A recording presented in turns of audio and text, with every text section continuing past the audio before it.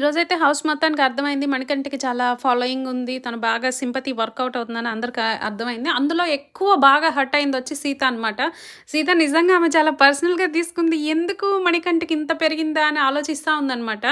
నబీల్‌తో అంటుందనమాట. తను కావాలని sympathy game బాగా వర్కౌట్ చేస్తున్నాడు. ఫస్ట్ ఒకళ్ళతో క్లోజ్‌గా ఉంటాడు. ఆ తర్వాత వాళ్ళ దగ్గర బాగా సపోర్ట్ తీసుకొని ఏదో ఒక ఇన్సిడెంట్ కావాలని క్రియేట్ చేస్తాడు. ఇన్సిడెంట్ మాత్రం బాగా లౌడ్‌గా క్రియేట్ చేస్తాడు. ఆ సపోర్ట్ చేసిన వాళ్ళు హర్ట్ అవుతారు. యష్మితో అందరితో ఇలా ఒక్కొక్కళ్ళతో ఇలా చేసుకుంటా వస్తున్నాడని.